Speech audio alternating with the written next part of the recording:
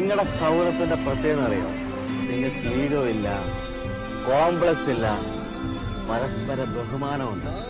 അതാണ് ഇതുപോലുള്ള സൗഹൃദം ഇപ്പൊ കിട്ടാൻ വലിയ പാടാം. അതുകൊണ്ട് ലൈഫ് ലോങ് കൊണ്ടുപോകും. അതെ, എത്ര വയക്കിട്ട് ബൈ പറഞ്ഞു പോയാലും പഴയതൊക്കെ മറന്ന് വീണ്ടും അതിലും മനോഹരമായി അടുക്കാൻ കഴിവുള്ള ചില ബന്ധങ്ങളില്ലേ?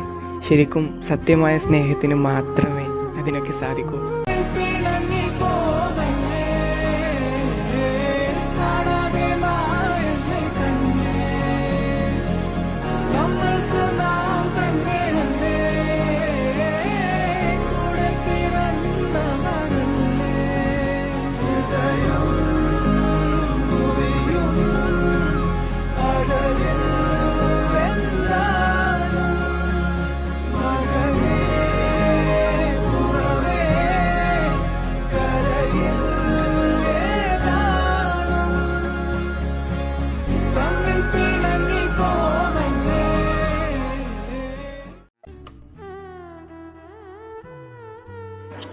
എടിയെ ഇങ്ങോട്ടൊന്ന് വന്നേ, പത്രം നോക്കി.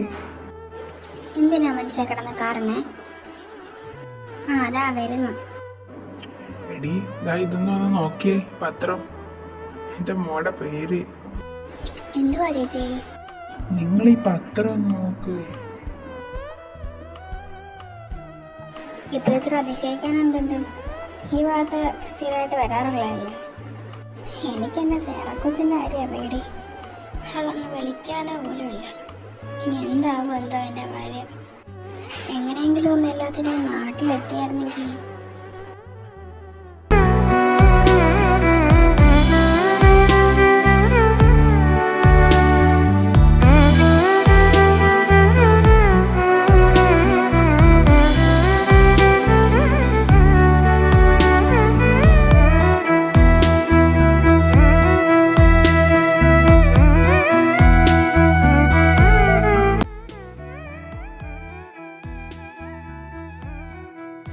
എൻ്റെ കർത്താവേ, ഇതാ ഇപ്പം തന്നെ 10 മണിയായി. നീ എപ്പോഴാണ് അങ്ങ് ചെല്ലുന്നേ? അങ്ങനെ എന്നെ ഇന്ന് കൊല്ലും, നോക്കിക്കോളാമല്ലോ. എന്താ ചിത്തു, നീ എന്താണ് കൂസയില്ലാതിരിക്കുന്നേ? എന്നെ നോക്കിയിട്ട് വലിയ കാര്യമൊന്നുമില്ല. ഫ്ലൈറ്റ് ഡിലേ ആയിട്ട് ഞാൻ കാരണമൊന്നുമല്ലല്ലോ. എന്നെ കുറ്റം പറയാൻ പറ്റില്ല. എല്ലാം എൻ്റെ തെറ്റാ, എൻ്റെ മാത്രം തെറ്റാ. എടാ പുല്ല്, എന്നോടല്ലേ പറഞ്ഞ് ഈ വഴിയെ വരണ്ട, മറ്റേ വഴിയെ പോവാല്. നിനക്കുള്ളത് ഞാൻ വെച്ചിട്ടുണ്ട്, അവിടെ ചെല്ലട്ടെ. തരുന്നുണ്ട് നല്ലത്. കർത്താവേ, ഫംഗ്ഷനൊന്നും കഴിഞ്ഞാണല്ലേ, അങ്ങേരൊന്നും പറയല്ലേ. അല്ലേ ഇവിടെ എന്നെ ഒപ്പിടുകയായിരുന്നു. കർത്താവേ, കാത്തോടെ.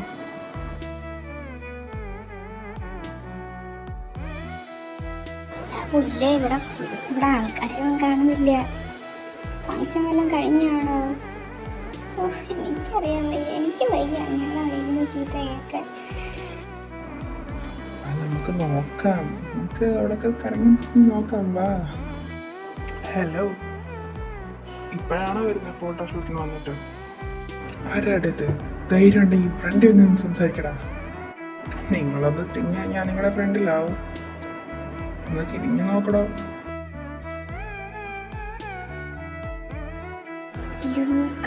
നീ എന്താടാ ഇവിടെ? സർപ്രൈസ് മാൻ.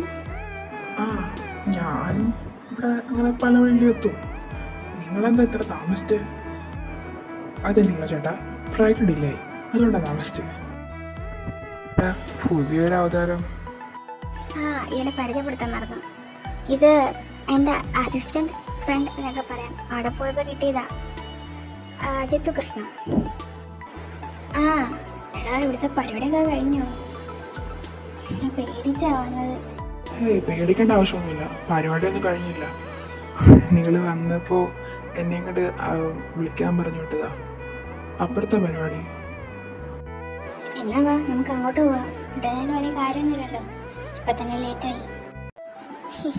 അത് പിന്നെ ചെറിയൊരു കയ്യബദ്ധം. രണ്ടും വാ, പരിചയപ്പെടുത്തി തരാം എല്ലാവരെയും. അല്ലടാ കുട്ടാ, നീ കല്യാണമായിട്ട് എന്താ ബന്ധം? അതോ, ഇതെൻ്റെ ഫ്രണ്ടിൻ്റെ കസിൻ്റെ കല്യാണം. അപ്പൊ കല്യാണമൊക്കെ കൂടിയിട്ടല്ലേ പോത്തോളൂ അല്ലേ? ആ അതേ ഉള്ളു. ആ അപ്പോൾ ഓക്കെ, വാ പോ. Hello aunty, this is my friend and new photographer. I know my son. What's your name, dear? Welcome to our wedding party.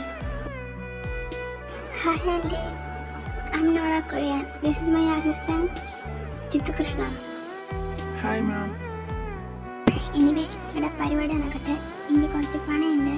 തിരക്കൊക്കെ അല്ലേ? എൻ്റെ ബ്രൈഡ് റൂമിലുണ്ട് കേട്ടോ. ഈ തള്ളക്ക് മലയാളം അറിയായിരുന്നു, എന്നിട്ടാണ് ഈ തള്ളയുടെ കുറെ ഷോ കാണിച്ച് ഇംഗ്ലീഷിൽ പറഞ്ഞത്. പക്ഷെ കഷ്ടപ്പെട്ട് ഹായ് മാം എന്ന് പറഞ്ഞു, അറിയാവോ? പോട്ട ചിത്തൂട്ട വിട്ടേര്.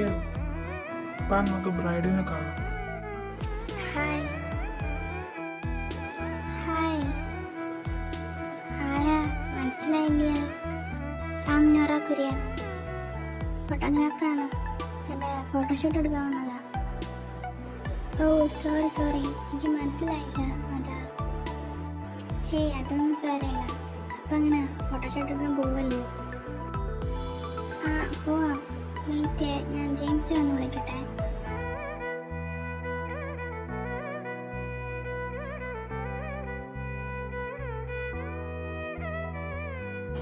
ഇപ്പോഴാ മനുഷ്യന് സമാധാനമേ. നീ ഒന്ന് കുടിച്ചിട്ട് കിടന്ന് ഉറങ്ങണം. എനിക്ക് നീ ചെന്ന് ഫ്രഷ് ആവുക. ഞാൻ അപ്പോഴത്തേക്ക് കഴിക്കാൻ എന്തെങ്കിലും ഉണ്ടാക്കാൻ നോക്കട്ടെ. ചിത്തു കാണിച്ചല്ലേ, അവളുടെ റൂം കാണിച്ചു തരും. ഓക്കെ. അപ്പം എന്താ, നാളെ കല്യാണം കൂടിയിട്ട് നേരെ നാട്ടിലേക്കല്ലേ? ജിത്തു താനോ? ആ, ഞാനും നാട്ടിലോട്ടൊക്കെ തന്നെ. എനിക്ക് വേറെ അങ്ങോട്ടാ പോകാനുള്ള സ്ഥലം. വീട്ടിലമ്മ കിടന്ന് പറയുന്നുണ്ടായിരുന്നു നാട്ടിലോട്ട് ചെല്ലാൻ. അപ്പൊ നിങ്ങളൊക്കെ പോകണമെങ്കിൽ ഞാൻ അങ്ങോട്ട് പോകും.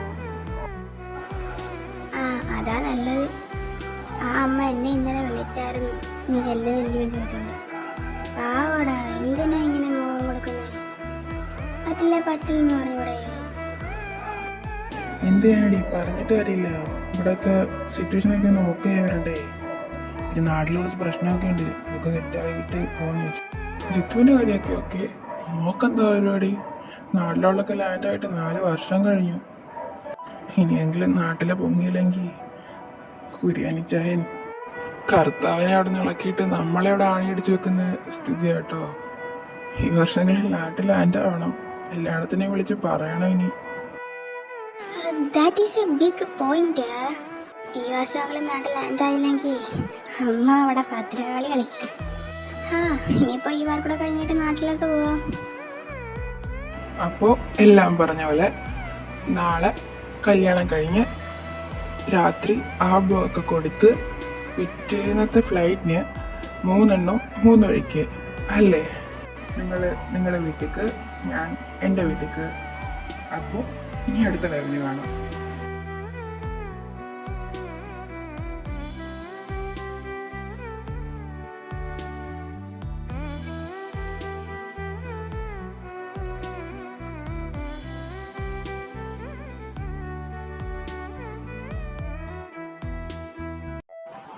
ഇല്ലെങ്കിൽ എല്ലായിടത്തിലും ഒരുമിച്ച് കാണാൻ പറ്റിയല്ലോ. ഞാൻ വിചാരിച്ചു ജീവിതത്തിൽ നടക്കത്തില്ല. ഇന്ന് പറച്ച് കേട്ടാ വിചാരിക്കല്ലോ, ഒന്ന് വിളിക്കത്ത പോലുമില്ല. ഇന്നലെയും കൂടെ നൈറ്റ് വിളിച്ചിട്ട് വെച്ചല്ലോടി. ആണേ, പെണ്ണിന്റെ പറച്ചില് കേട്ടോ. ആ എല്ലാരും പറയേണ്ട കാര്യമില്ല, എല്ലാരും ഭയങ്കര തിരക്കിലല്ലായിരുന്നു. അതാണ്, ഇനിയിപ്പൊ നമുക്ക് ഫ്രീ അല്ലേ, നമുക്ക് പൊളിക്കാന്ന്. ഇനി അതിന്റെ പേരിക്കള് നടി ഉണ്ടാക്കണ്ട. അല്ല, ഇനി എങ്ങോട്ടാ? വീട്ടിലോട്ടാണോ അതോ ദേവാലയത്തിലോട്ടോ? നമുക്ക് ആദ്യം വീട്ടിൽ പോവാം.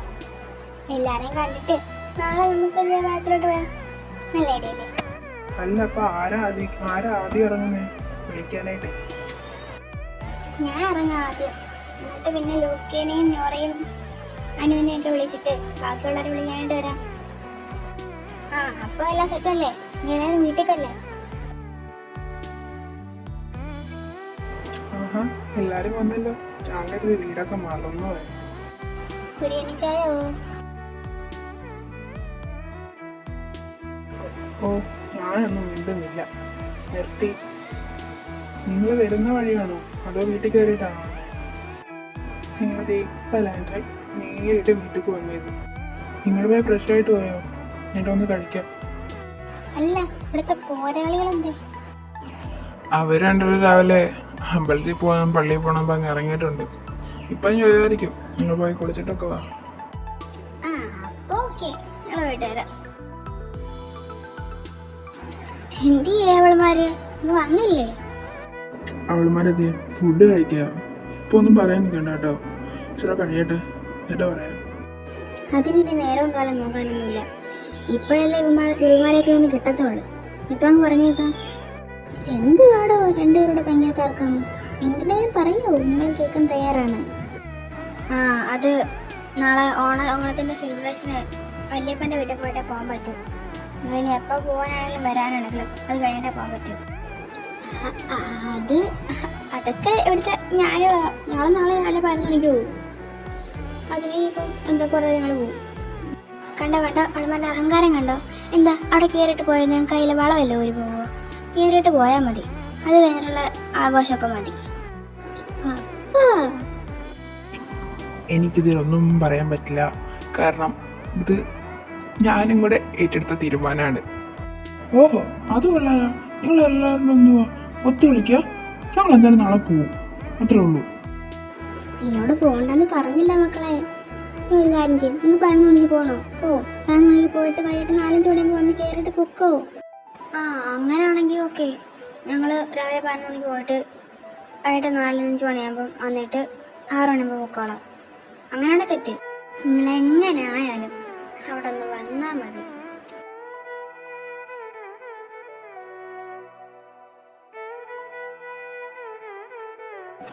എടാ, എങ്ങനെയാ, നിങ്ങൾ ഇറങ്ങിയോ? റെഡിയായോ?